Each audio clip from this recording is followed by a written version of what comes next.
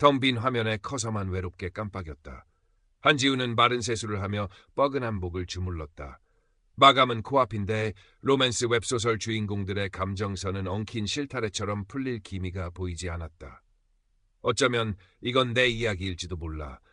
지독하게 얽혀버린, 그래서 끝내 풀리지 않을 것 같은. 창밖으로는 서울의 야경이 화려하게 펼쳐져 있었지만 32살 웹소설 작가 한지우의 오피스텔라는 그 빛이 채 미치지 못하는 깊은 그림자 속에 잠겨 있었다. 그녀의 삶도 그러했다. 겉으로는 평온해 보였지만 안으로는 채워지지 않는 외로움과 과거 연애의 깊은 상처가 질척한 늪처럼 발목을 잡고 있었다. 부모님은 먼 지방에 계셨고 명절에나 겨우 얼굴을 비추는 딸이었다. 대부분의 시간을 홀로 작업하며 보내는 일상은 그녀를 더욱 고립시켰다. 지우야, 너 또 소설 주인공이랑 연애하냐? 어쩌다 한 번씩 만나는 대학 동기이자 유일한 절친인 패션 MD 이수연의 핀잔이 귓가에 맴돌았다. 수연은 늘 현실적인 연애를 강조했지만 지우는 마음 한구석에서 자신의 소설처럼 열정적이고 운명적인 사랑을 갈망했다. 어쩌면 너무 간절히 바랐던 탓일까. 외로움이 턱밑까지 차오르던 어느 밤 지우는 홀린 듯 데이팅 앱 커넥트유의 프로필을 등록했다. 새로운 시작, 어쩌면 운명이라는 진부한 문구와 함께 수많은 프로필 속에서 유독 한 사람이 그녀의 시선을 사로잡았다. 다니엘 강. 30대 중반의 훈훈하고 지적인 사업가 이미지. 해외 유학파 출신으로 현재는 홍콩에서 개인 사업체를 운영 중이라는 프로필. 세련된 패션 감각과 부드러운 미소가 담긴 사진은 마치 지우가 꿈꿔왔던 이상형의 현신 같았다. 그의 눈빛에서는 깊이를 알 수 없는 지성과 따뜻함이 동시에 느껴졌다. 지우는 자신도 모르게 그의 프로필을 몇 번이고 다시 읽었다. 안녕하세요, 지우씨. 쓰신 글들만 감명 깊게 읽었습니다. 섬세한 감정선이 마치 제 마음을 읽는 것 같더군요.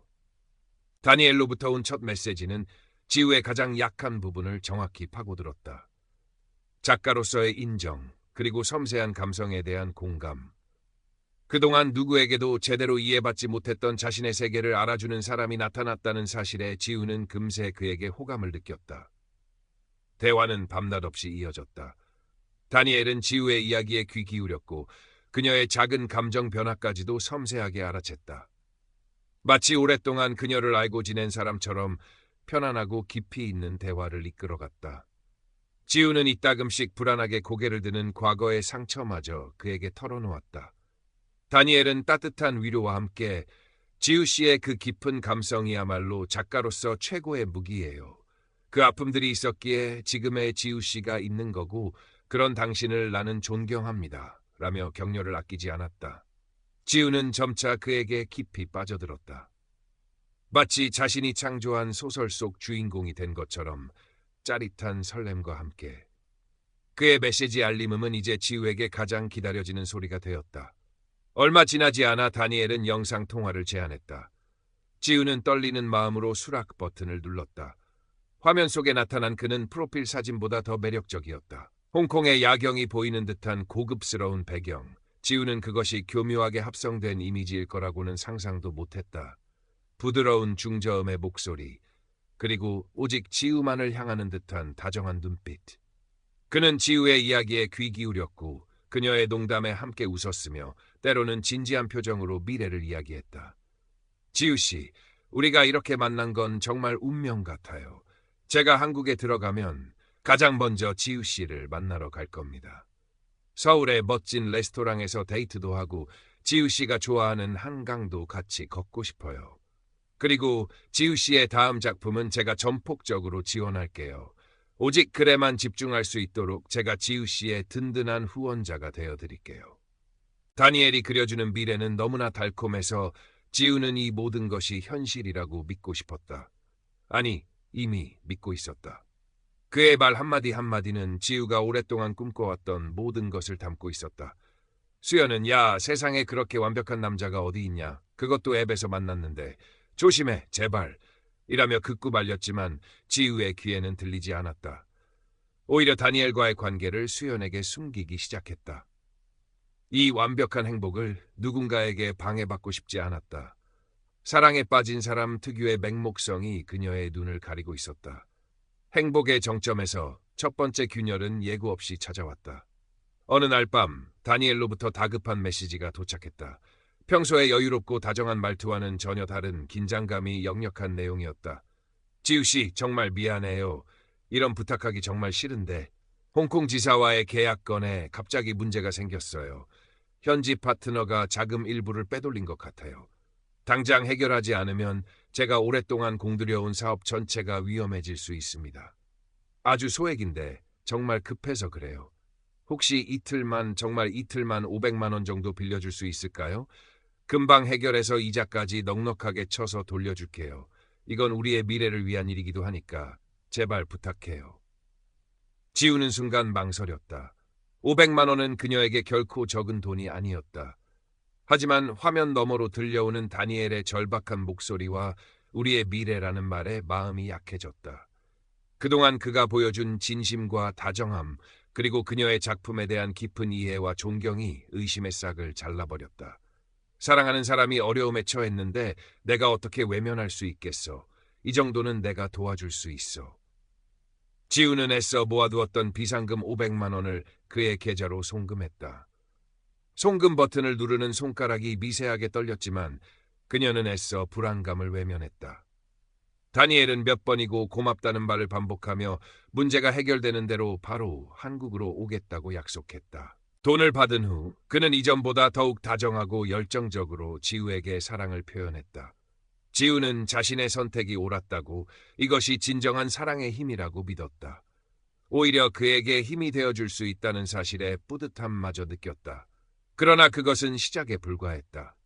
며칠 후 다니엘은 또다시 다급한 목소리로 연락해왔다.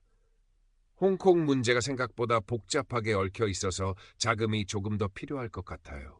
이번에는 1,000만 원 정도만, 정말 이번이 마지막이에요. 이것만 해결되면 모든 게 정상으로 돌아올 수 있어요. 지우는 망설였지만 이미 500만 원을 보낸 터라 여기서 멈추면 그 돈마저 날리는 게 아닐까 하는 불안감이 엄습했다. 결국 그녀는 정기 예금을 해지하여 1,000만 원을 추가로 송금했다. 그 후로도 다니엘의 금전 요구는 다양한 명목으로 이어졌다.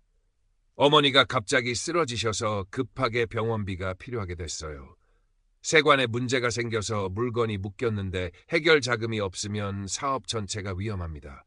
지금 투자한 돈까지 전부 날릴 수도 있어요. 한국에 들어가기 위한 비행기표와 체류 비용이 필요한데 지금 당장 현금이 없네요.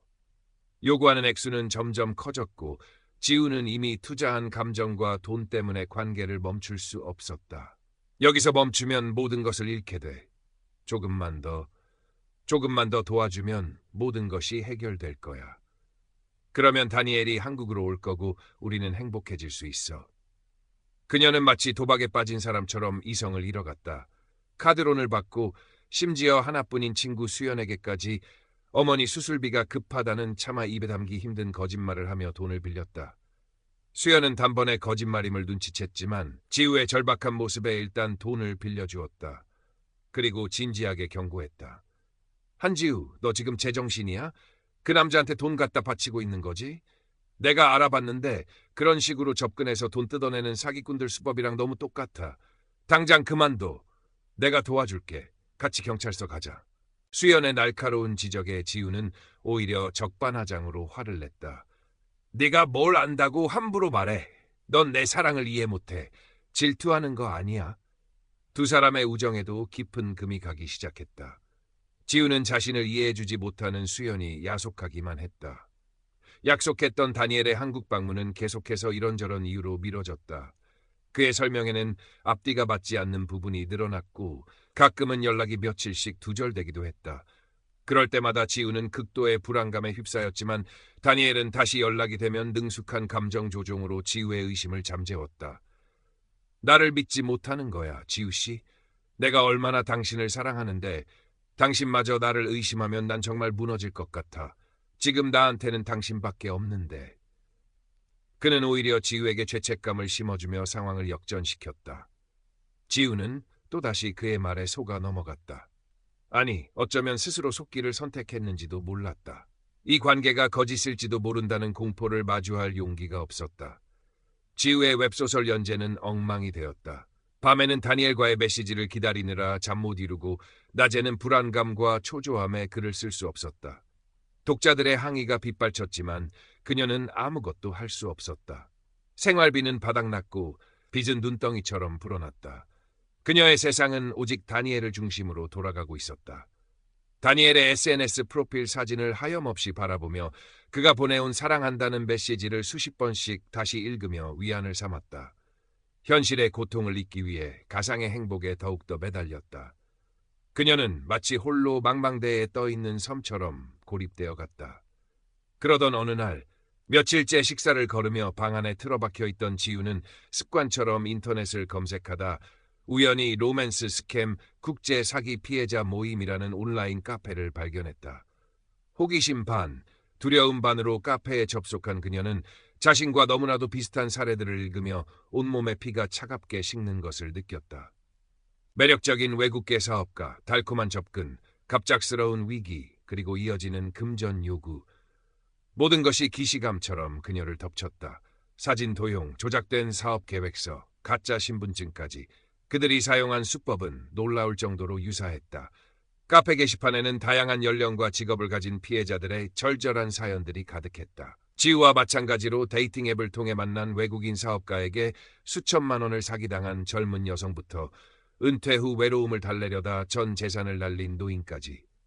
주식 투자 리딩방에서 거액을 날린 24세 대학생 김민주는 처음엔 정말 좋은 정보를 주는 줄 알았어요. 수익 인증도 다 진짜 같았고요. 제가 바보 같지만 그들은 정말 치밀했어요. 라며 자책했다. 자녀에게 짐이 되지 않으려다 은퇴 자금을 가상화폐 투자 사기로 모두 잃은 58세 은퇴교사 최경희는 평생 모은 돈인데 어떻게 이런 일이 죽고 싶은 심정입니다. 라며 절규했다. 그들의 이야기는 지우에게 단순한 동질감을 넘어선 공포에 가까운 불안감을 안겨주었다. 설마 다니엘도 아닐 거야, 아닐 거야. 머릿속에서는 필사적으로 부정했지만 심장은 걷잡을 수 없이 빠르게 뛰었다.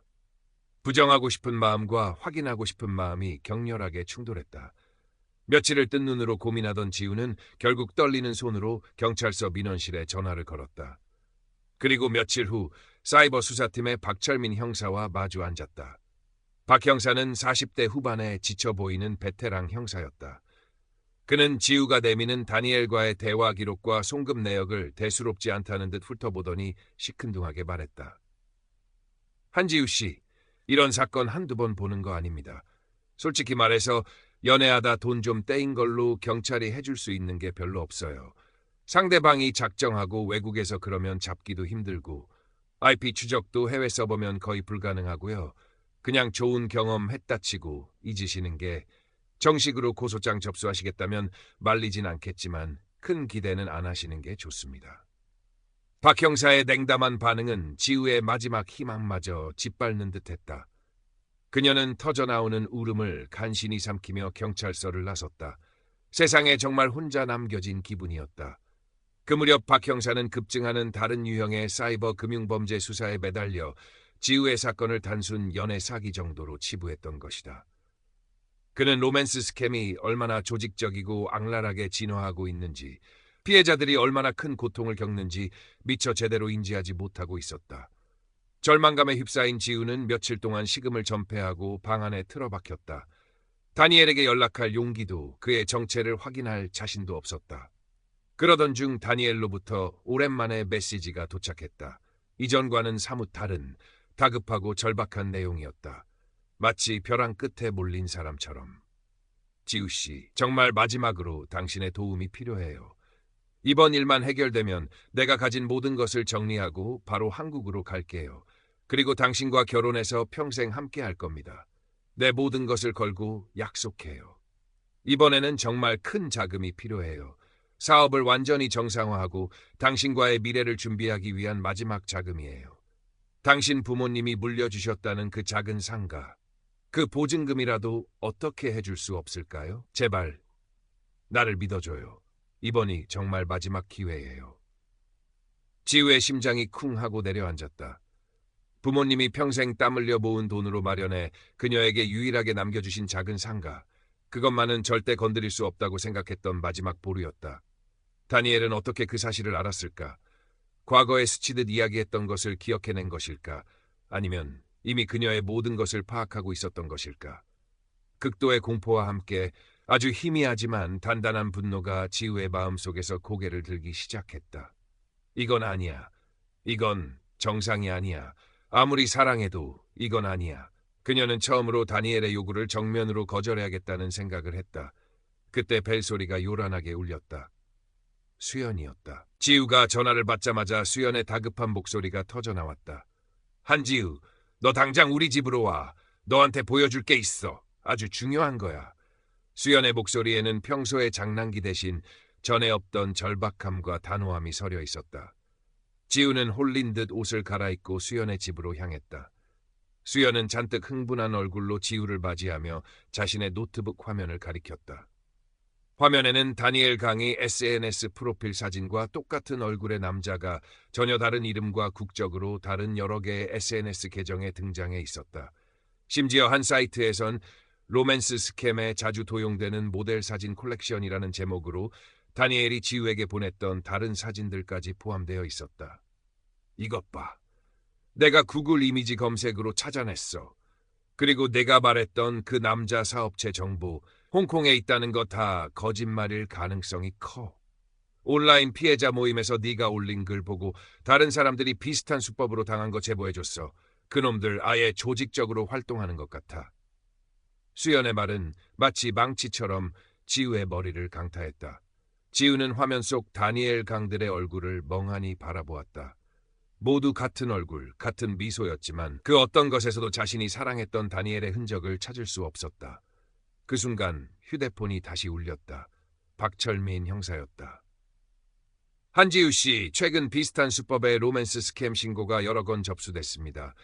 피해자들의 진술을 종합해본 결과 동일범 또는 동일 조직의 소행일 가능성이 매우 높아 보여서 저희도 본격적으로 수사에 착수했습니다. 혹시 그 남자 다니엘 강이라고 했던가요?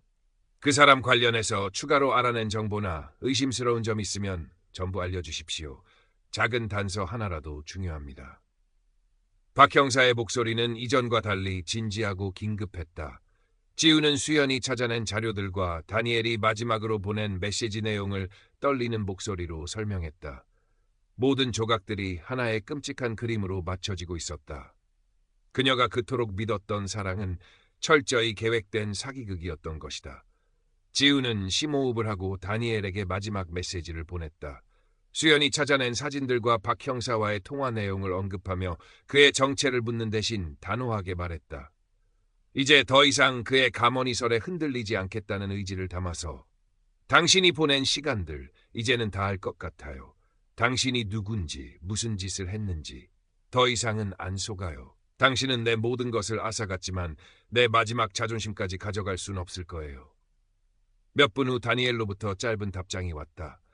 이전의 다정함은 온데간데 없는 싸늘하고 비웃는 듯한 말투였다. 그의 마지막 발악처럼 느껴졌다. 재미있었어. 덕분에 편하게 살았네. 너무 순진한 것도 죄야, 한지우 씨. 이제 이 계정은 사라질 테니 찾을 생각은 마시고. 그리고 그 상가 보증금 아깝게 됐네.